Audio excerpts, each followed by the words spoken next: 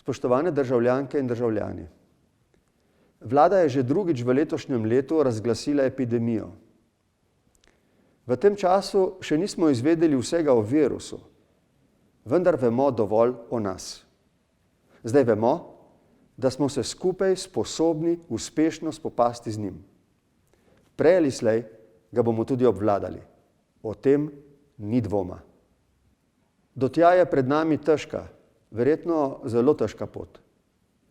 A prehodili jo bomo skupaj in nikogar ne bomo pustili zadaj. Pomagali si bomo tako, da bomo skrbeli zase in eden za drugega. Zdaj je solidarnost dobesedno življenjskega pomena. V tem smislu smo neskončno hvaležni vsem, ki tvegajo svoje zdravje za zdravje in kolikor toliko normalno življenje drugih. Lahko jim pomagamo samo tako, da dosledno spoštujemo navodila in priporočila pristojnih oblasti in služb. Zdaj smo dejansko življenjsko odvisni drug od drugega. Nikoli ne mislimo vsi enako. Tudi o virusu in o tem, kako ga premagati, nimamo vsi enakega mnenja. Ampak virus napada brez izjeme, ne glede na to, kaj si kdo misli o njem. Podležejo pa tisti, ki so bolj ranljivi.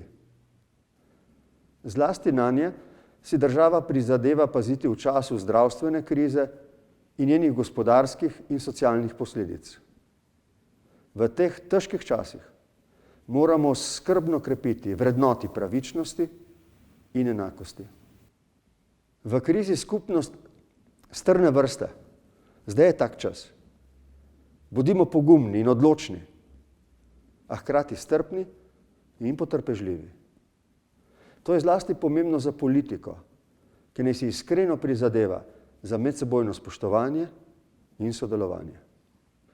Spoštovani, kljub skrbem me prevzema velik ponos.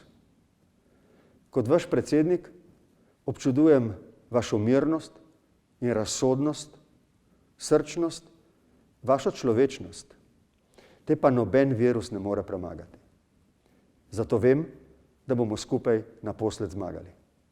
Srečno, Slovenija!